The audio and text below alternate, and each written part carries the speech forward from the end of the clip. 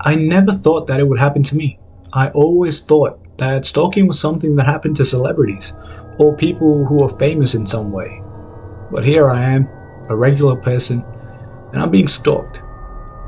It started about 2 years ago. I was walking home from work and I noticed a man following me. At first, I thought it was just a coincidence, but he kept following me no matter how many turns I made.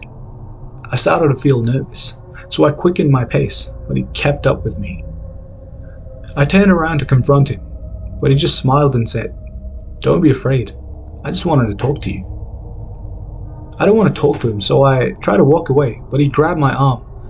I pulled away and I ran home as fast as I could. The next day, he was waiting for me outside my office. He said he just wanted to apologize for scaring me the day before, and asked if I wanted to get a cup of coffee with him. I declined, but he insisted that he wouldn't take no for an answer. I reluctantly agreed to meet him, hoping that he would leave me alone after that. But instead, he started showing up everywhere I went. At the grocery store, the gym, even outside my apartment building. I started to feel like I was always being watched. I couldn't sleep at night, and I was constantly looking over my shoulder.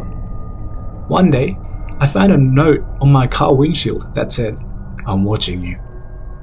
It sent chills down my spine. I didn't know what to do. I started carrying pepper spray with me everywhere I went, but I still felt vulnerable. I didn't want to involve the police because I knew I didn't have solid evidence. Then, things took a turn for the worse. I was coming home from work one night, and I heard someone following me. I turned around and it was him, this time. He was grinning from ear to ear. As he saw me turn around, he shouted, "I just want to show you how much I care." At this point, I was terrified. Luckily for me, this night my boyfriend Mark was meant to pick me up from a place close to work, which was slightly away from the main road. So as soon as I heard the man shout those words out of his mouth, I started to run as fast as I could, whilst trying to call my boyfriend. I had told him about the stalker earlier, however he had not taken me seriously. But when he picked up my call that day, he knew something was off. Suddenly, I could see a familiar face ahead of me. I was so relieved to see Mark had gotten out of his car to find me. It wasn't long before I reached safety. I could see the man had almost caught up to me. If Mark had not got out of the car to catch me on my way to him, I don't know what would have happened to me that night. As soon as Mark saw the man, he ran up and pinned him down. He told me to call the police. The police showed up shortly afterwards, and I explained the whole situation. They arrested the man, and that was the last time I saw him. It took me some time to get over the fear that I felt that night. I was always cautious of everything from that point. However, over time, I was able to get back to my normal self.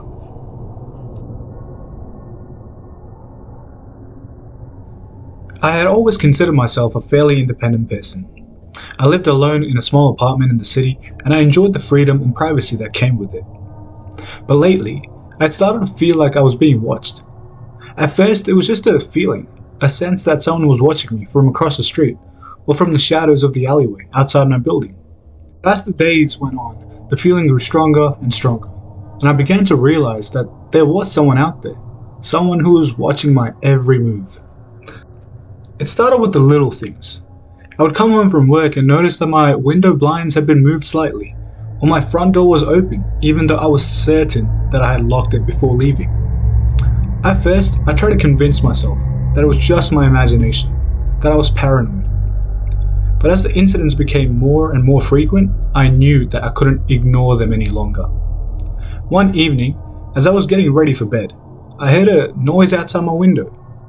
I froze, listening intently, but the noise stopped as suddenly as it began. I crept over the window and peered out, but I couldn't see anything in the darkness. Still, I couldn't shake the feeling that someone was out there, watching me. The next day, I decided to talk to my landlord about these strange occurrences.